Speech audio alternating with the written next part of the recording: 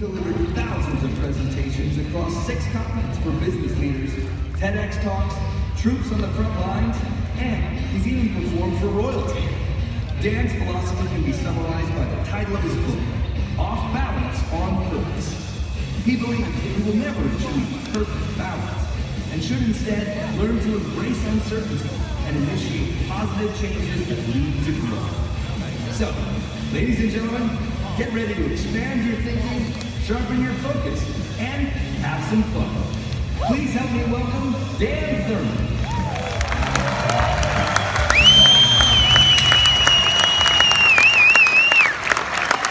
Oh, thank you. And there you are, and the rumors are true.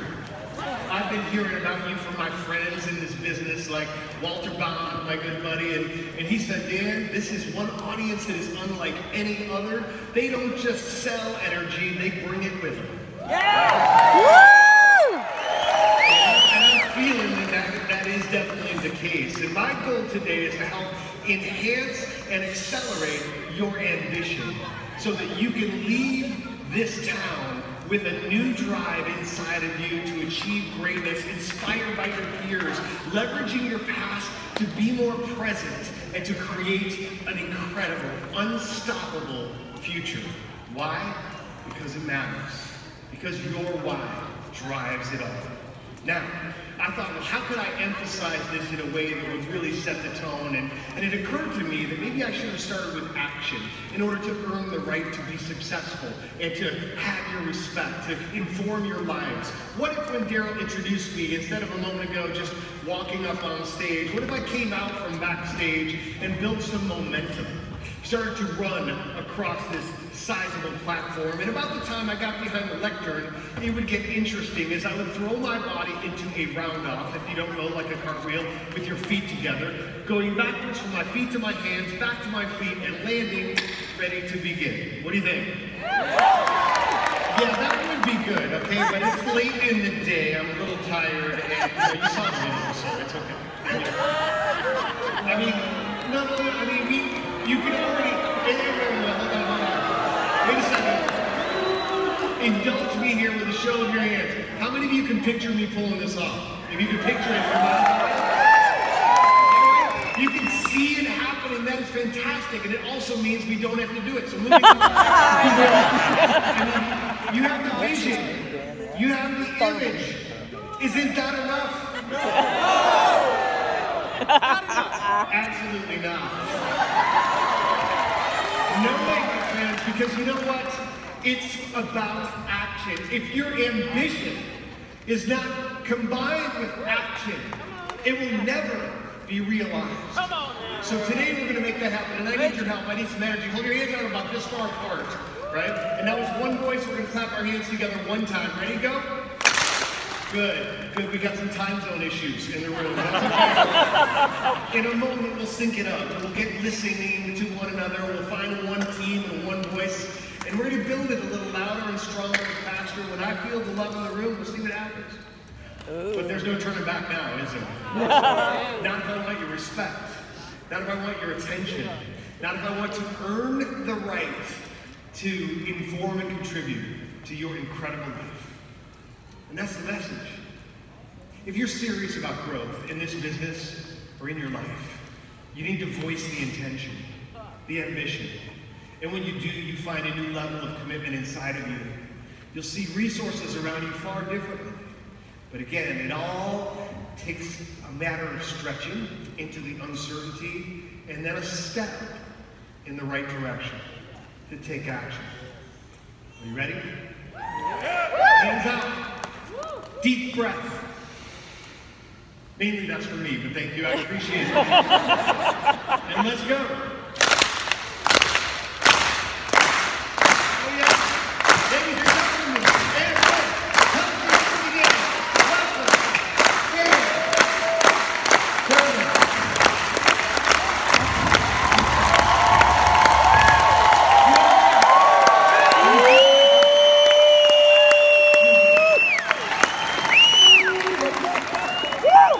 All right, can you feel a little difference? Yeah, because you know we're going to have some fun, me too. Am I saying you get so inspired by your time here in Dallas that you return to your next meeting by tumbling down the hall to make your presentation? Don't do this. Well, what I'm asking, hear me on this, what I'm asking you is this.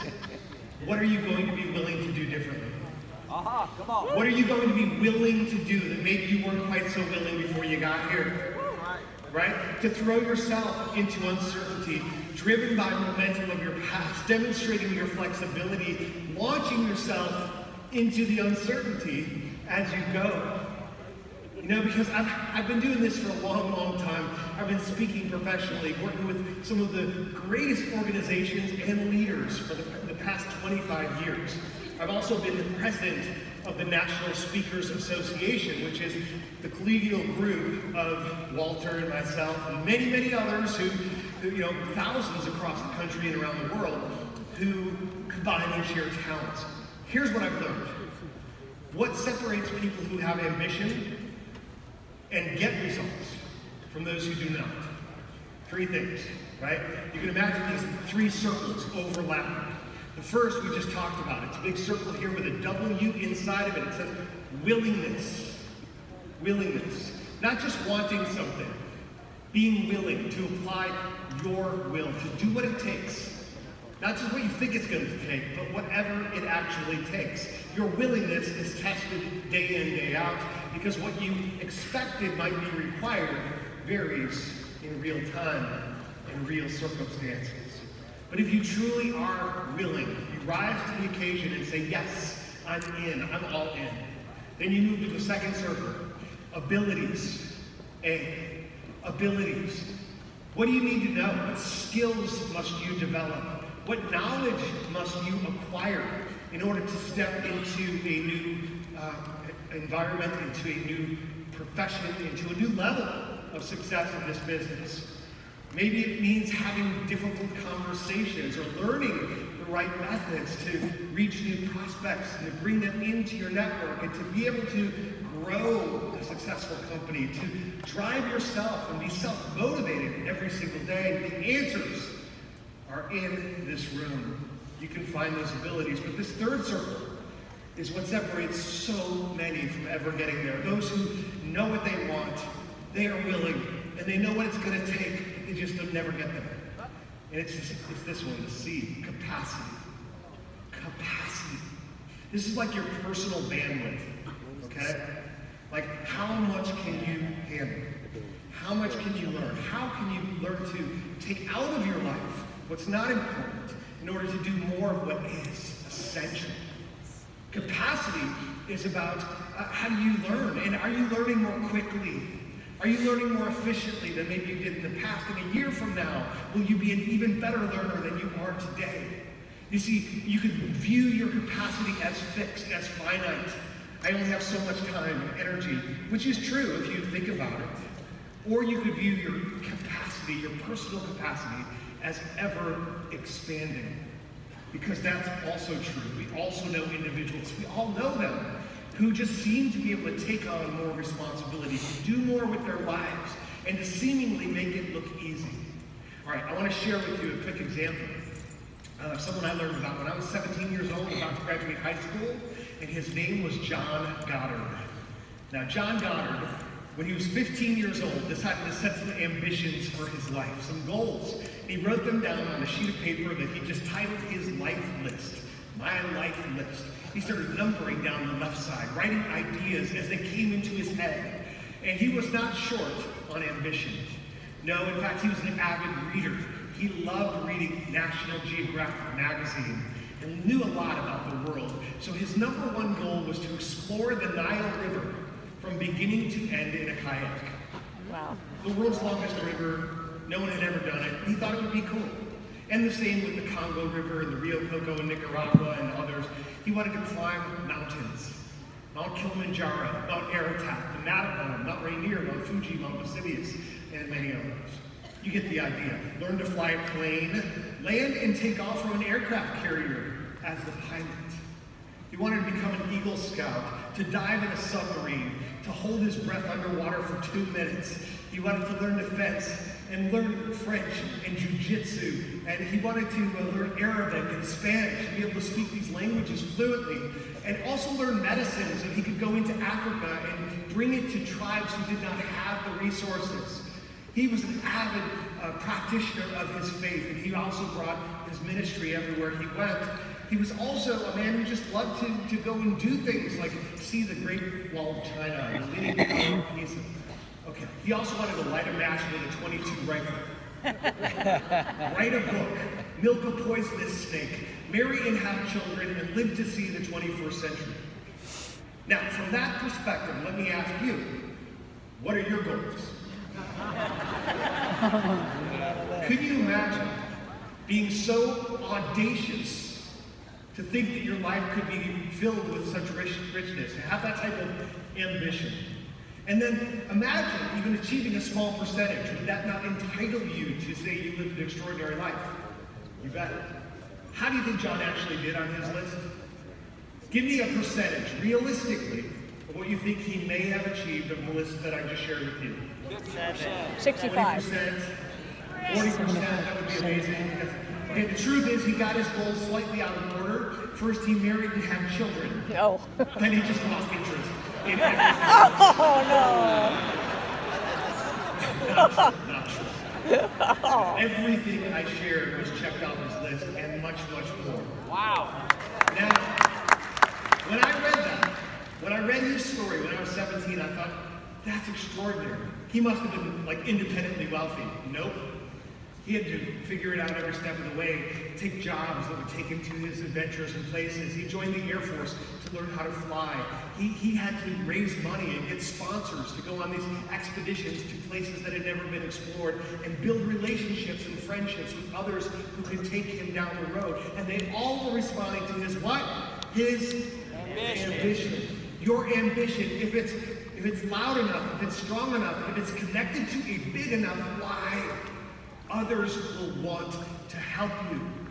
But you've got to voice the intention. Now, I want to talk about this goal that we've all heard a lot about, which is life balance. Where does that fit on your life list, okay? Now, you've been told that that's accomplishable, that that's achievable, that if you work hard enough or smart enough or long enough, that you'll eventually reach this future moment where everything will just even out, simplify, and you'll have attained more balance, perfect balance, which I'm here to tell you today is intriguing and desirable and also completely unrealistic.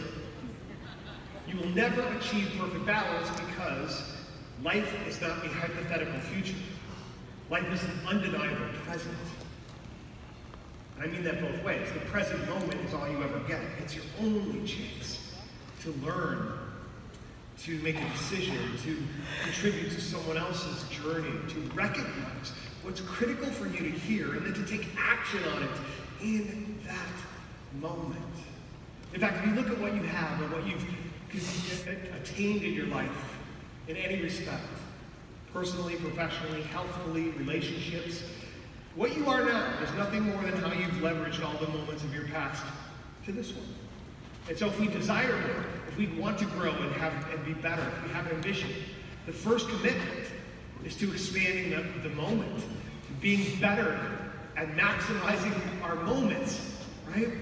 Which you can do because balance is not what you get, but it is what you do. I came in here and I saw this lectern on stage, and I thought this is pretty cool because this helps us to understand and have this conversation about balance, because it looks solid, but when you hit it with outside variables, it changes, just like your life, just like this business. You know, events, competitors, circumstances, economies, things change from time to time, and your personal circumstances as well. And it doesn't stay where you always want it to, but the question isn't how do you balance your life? The question is, how do you balance yourself on top of the uncertainty? Pay attention.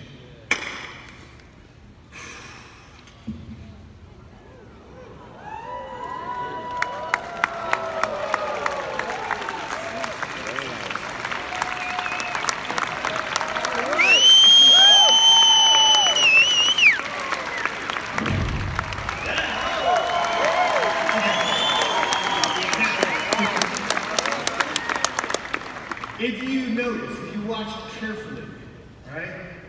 After all that work and all that effort, I haven't gone anywhere. I'm still in the same place. I'm just a lot more exhausted. Right? This is how most people deal with uncertainty. When things are shifting, they say, how do I protect myself to stay safe, to work harder just to keep what I have or where I am? And others like you say, out of uncertainty is the opportunity, if you can see it.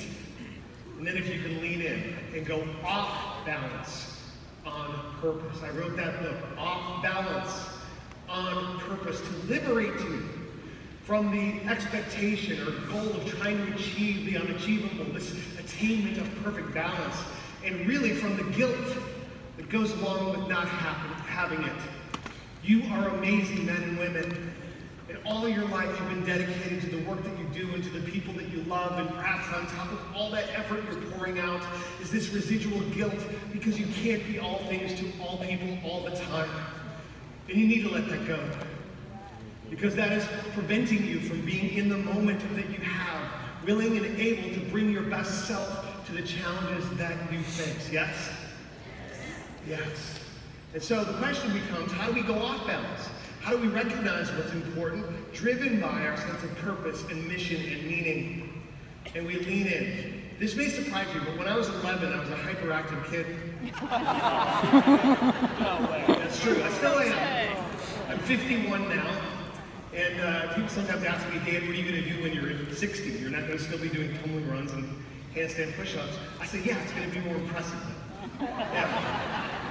And I'm working toward that. But when I was 11, I needed a channel for my energy, and I couldn't find it at the time. I was getting in trouble in class, and then my teachers, really were writing notes, sending them home.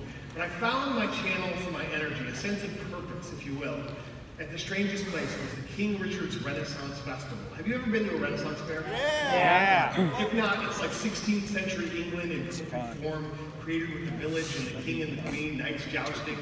Amazing artists like my mother who was exhibiting her work there. You see, my mom is the first example in my life of an entrepreneur, of someone who went out and sold directly, sold what she created. In other words, she was a self-taught artist, and we would always be doing these fairs and shows where she'd take her work and schlep it to these events. We'd set it all up. People would come. Sometimes we'd sell it. Sometimes we wouldn't.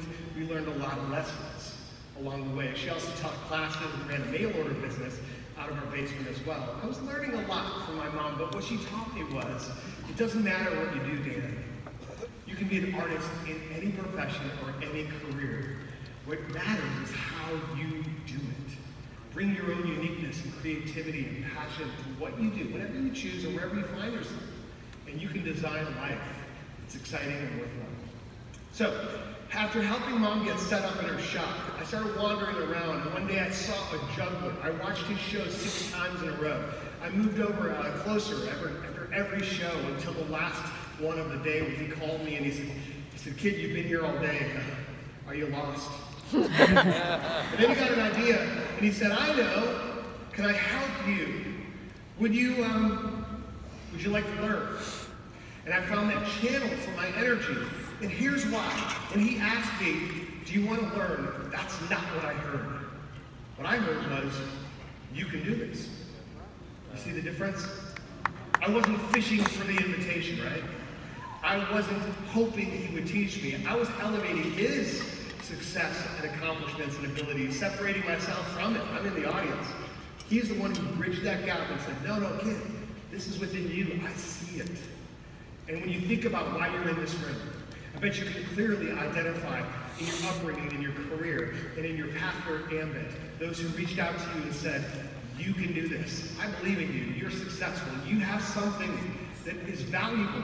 We're also close to our own strengths. We don't really recognize them. We think everyone has what we have, plus what we don't. But that's not true. You have what you have, and it's extraordinary. This is the power that you wield when you reach out to others as well, and you say, "You have something, let me show you." And you transfer that ownership of the ability, and you bring someone into that new skill set, right, and stretch their willingness to grow. I remember I got the hang of it, and I wanted to actually get successful in order to prove my mentor was right, so I put in the time and I got the hang of 3, and almost immediately a new question came into my mind. What was it? do 4. So I got the 4th ball, right? So I went back and I got a 4th ball at home. This is in my basement. I started trying it the same way I knew how to do 3. Did that work? No. No, they hit each other, they hit the ground. It was a mess. I was frustrated. And then the more I tried it, the worse it got. And I finally went back to my mentor and I showed him, and he said, Dan, stop and listen. The 4th ball changes everything. You know, when you add the 4th ball, you need to learn a new pattern. A new pattern. That's the term that jumpers use to refer to the relationship between the objectives. But it's also what we do in life and what we do in sales and growing a business. We form methods that work and we want to protect them, right? We want to keep them there. But if you want to transcend your current level of success or significance or contribution, you must be willing to transcend the pattern that brought you there, because it may also be keeping you there. 4 balls look like this. It's actually three balls crossed to the opposite hand. With 4 or any even number, they actually go back to the same hand. So it's 2 on each side, which sort of look like they're crossing, but they're really not unless you're doing variations or fancier tricks. But the basic patterns don't cross, they stay on the same side. And when he showed me that, just like you, I went, oh. Like, that's good, right? I didn't know that. But now I did. It was as if in that moment I suddenly had the knowledge and learning. This is the power of education. It was as if I'd been to the 4-ball breakout session. And I went home and I tried it again. And this time, it still didn't work. Because I hadn't what? Practiced. I hadn't practiced. The real key is I hadn't dropped enough and picked up those drops to confirm I was serious. I hadn't dropped enough and then recommitted time and time again. You know, I've taught thousands of people how to do this. The only thing that separates those who can from those who can't is those who can pick up more drops. Maybe dozens, maybe 1, because you never know how close you are to that breakthrough moment, right? So it's about reframing this process of dropping or struggling. The struggling is not optional, but you get to choose what you're struggling to become. You get to choose what you're struggling to learn. You get to choose how you want to struggle. You can do it joyfully or you can do it resentfully. It's your call. But when you get more specific and you really engage with that, it changes the whole process. I remember as I was working on my 4-ball juggling, before I got it, my 3-ball juggling started to get really, really good. The truth is I never got the hang of 4 until I tried 5. If you think what you're doing now is difficult, it's time to try something harder. And once you do, this level will get a lot easier. That's how we learn. You don't master it all at one level and decide you're ready to move on. No. We have kids, we try to figure it out as we go, right? You take the opportunity and you say, yes, sign me up, I can do this. You stretch into uncertainty, and then uncertainty stretches you. So 5 balls goes back to a crossing pattern. And in a moment, we're going to take this to a different level of messaging. But for now, I'm going to show you a couple things about managing more in your life, okay? Because we can learn some principles from this that really are effective in terms of high performers and how we can manage more with greater accuracy and success. There's 2 keys I want you to learn. The first is obvious, but hard to do. And the second one is a little bit counterintuitive.